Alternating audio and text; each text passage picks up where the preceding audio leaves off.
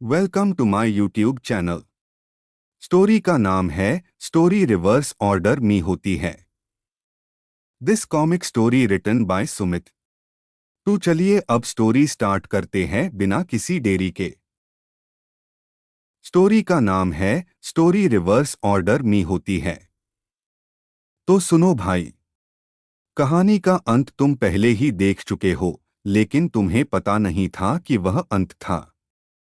इस कमरे में पसरा हुआ यह सन्नाटा, फर्श पर बिखरा हुआ कांच और मेरी आंखों में जमी हुई यह दहशत, यह सब अचानक नहीं हुआ। चलो वक्त के पहिए को उल्टा घुमाते हैं।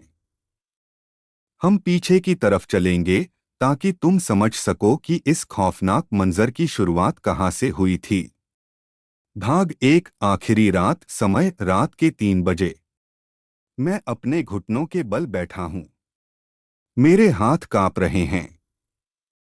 सामने दीवार पर लगे उस पुराने आईने में मेरा अक्स, रिफ्लेक्शन नहीं दिख रहा है, बल्कि कोई और है जो मेरी ही चमड़ी पहने खड़ा है। वह मुस्कुरा रहा है।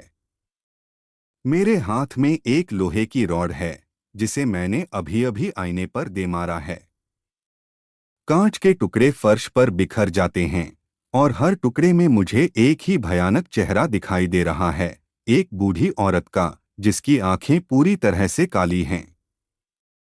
याद रखो कि यह अंत है। लेकिन ठीक 1 घंटे पहले चीजें ऐसी नहीं थीं। भाग दो, परछाई का कब्जा। समय रात के 2 बजे।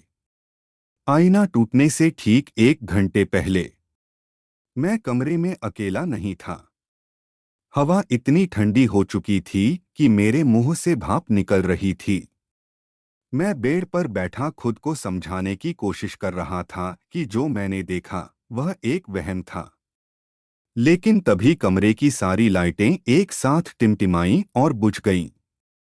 अंधेरे में उस बड़े से आईने के भीतर से एक अजीब सी फुसफुसाहट सुनाई दी, तुमने हमारी जगह ले ली, अब तुम्हारी बारी है। मैंने टॉर्च जलाई और आईने की तरफ देखा। आईने के अंदर मेरा ही साया मुझसे अलग हरकत कर रहा था। मैं बाहर डर से कांप रहा था, लेकिन आईने के अंदर खड़ा मैं अजीब तरह से हंस रहा था। उसने धीरे से अपना हाथ आईने के कांच पर रखा और कांच के इस पार असली दुनिया में मुझे अपने सीने पर किसी बर्फीले हाथ का एहसास हुआ। भाग 3, वह अजीब सी आवाज। समय रात के 12:30 बजे। चलो और थोड़ा पीछे चलते हैं। आधी रात का वक्त था। मैं गहरी नींद में था, तभी एक आवाज से मेरी आंख खुली। खट खट खट। ऐसा लग रहा था जैसे कोई आईने के पीछे से लकड़ी को खरोंच रहा हो।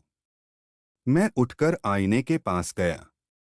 जैसे ही मैंने अपना चेहरा उसके करीब किया, मुझे लगा कि आईने के अंदर का कमरा मेरे असली कमरे से थोड़ा अलग है। मेरे कमरे में अलमारी बंद थी, लेकिन आईने के अंदर दिख रही अलमारी का दरवाजा धीरे धीरे खुल रहा था। डर की एक ठंडी लहर मेरी रीढ़ की हड्डी में दौड़ गई। मैंने तुरंत उस आईने पर एक चादर डाल दी। मुझे लगा कि चादर डालने से मैं सुरक्षित हो जाऊंगा। कितना बेवकूफ था मैं। भाग 4, वह हवेली और वह आईना। समय शाम के 7 बजे। अब से कुछ घंटे पहले, जब सूरज डूब रहा था, मैं इस नई किराए की हवेली में शिफ्ट हुआ था। यह जगह बरसों से बंद पड़ी थी, लेकिन सस्ती होने के कारण मैंने इसे ले लिया। मकान मालिक ने मुझे चाबी देते हुए एक अजीब सी हिदायत दी थी, बेटा, इस घर की हर चीज इस्तेमाल कर लेना, लेकिन उस मास्टर बेडरूम में जो नक्काशीदार पुराना आईना लगा है, उसे कभी साफ मत करना। उसे वैसा ही रहने देना। शाम को जब मैं कमरे में आया, तो मैंने देखा कि आईने पर धूल की एक मोटी परत जमी हुई थी। मुझसे रहा नहीं गया। मैंने एक कपड़ा लिया और उस आईने को पूरी तरह से साफ कर दिया। जैसे ही धूल हटी, आईने का कांच इतना चमकदार हो गया मानो वह कोई आईना नहीं, बल्कि किसी दूसरी दुनिया का दरवाजा हो। धूल साफ करते ही मुझे लगा जैसे हवेली की हवा अचानक भारी हो गई हो। भाग 5 शुरुआत समय दोपहर के 3 बजे। यह वह वक्त था जब मैं अपनी कार से इस हवेली के सामने उतरा था। धूप खिली हुई थी, पंछी चहचहा रहे थे। मैं खुश था कि मुझे रहने के लिए इतनी बड़ी जगह मिल गई। मुझे अंदाजा भी नहीं था कि जिस घर में मैं मुस्कुराते हुए कदम रख रहा हूं, वहां से मेरा जिंदा वापस निकलना नामुमकिन होने वाला है। अब दोबारा कहानी के अंत पर आओ। अब जब तुम पूरी बात जान चुके हो तो वापस देखो मुझे। मैं यहाँ फर्श पर बैठा हूँ। चारों तरफ आईने के टुकड़े बिखरे हैं। मैंने आईना तो तोड़ दिया, लेकिन मुझसे एक बहुत बड़ी गलती हो गई। वह जो आईने के अंदर था, वह बाहर आ चुका है। और मैं अब फर्श पर बिखरे कांच के इन टुकड़ों के अंदर कैद हूँ। तुम जो सामने खड़े होकर इस कहानी को पढ़ रहे हो, जरा अपने पीछे देखो, क्या तुम्हारी परछाई भी तुमसे अलग हरकत कर रही है?